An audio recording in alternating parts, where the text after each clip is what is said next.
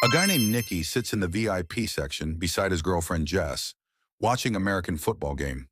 But he's more interested in the spectators than the match itself. He spots a striking woman rising from her seat and walking away, and a playful scheme pops into his head. He wagers with Jess. Let's see how many people glance back at that woman. A nearby man, Luan, asks to join in, and Nicky agrees. They all toss in $10 and begin counting.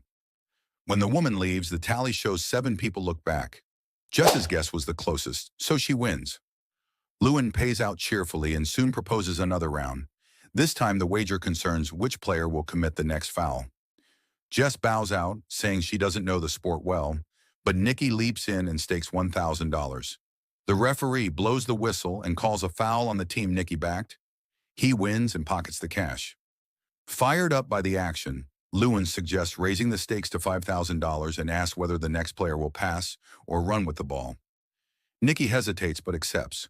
Lewin bets on a run while Nicky bets on a pass. The whistle blows and the player charges forward, costing Nicky $5,000. Nicky shrugs it off and proposes stopping to get coffee, but Lewin presses on. You're in the VIP lounge, you've got money. Don't sulk over $5,000. Let's do 10,000. Nicky reluctantly goes along. He predicts the next pass will be completed, yet the opposing team intercepts it, and Nicky is down another $10,000. Now $15,000 in losses total. Irritated, he contemplates and then announces a $50,000 wager. Jess freezes at the figure, but Nicky's temper shows. The gamble goes against him, and he parts with another $50,000. Jess begs him to quit, but his pride takes the wheel. Without thinking, he throws down $100,000. Lewin laughs. Do you actually have that much? And Nicky silently slams a thick bundle on the table. Energized, Lewin matches the mood. Nicky bets the pass will be intercepted, but it's completed, costing Nicky a 6-figure loss. Now bewildered and shaken, Nicky faces a staggering deficit. Jess is stunned by his reckless streak as the stakes keep climbing. Nicky blurts out that he has $1 million left and dares to bet it all. The final outcome will be decided by drawing cards. Luan, on a hot streak, practically eyes Nicky like a walking bank. Luan turns over a 5 of clubs. Nicky needs a higher card. Brimming with confidence, Nicky reveals his card, a 3 of hearts. It's a crushing defeat.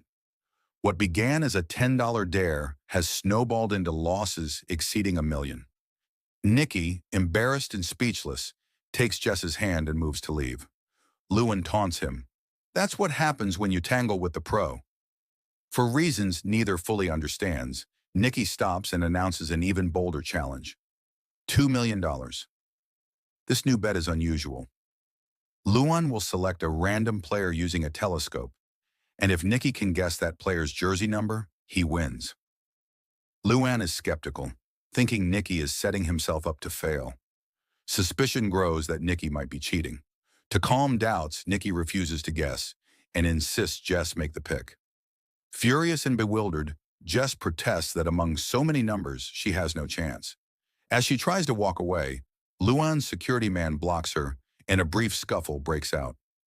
Jess steadies herself and, at Nicky's urging, looks across the field and names whatever number feels right. Luan first picks a player through the scope, then hands the binoculars to Jess to scan the crowd.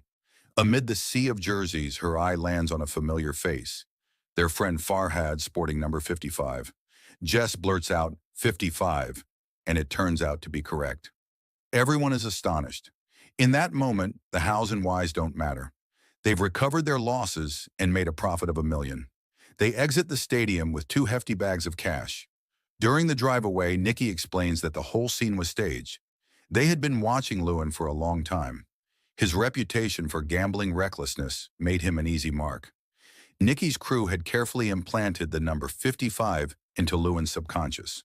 The security guard's pin bore the number, road signs and banners flashed it along the route, and while Lewin rode to the stadium, a song in his car looped the number over and over. 55 was embedded into his mind. They even showed him a photo of Farhad to create a visual cue.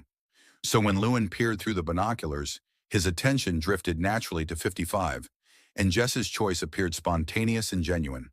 With no prior briefing, Her reaction looked authentic to everyone else.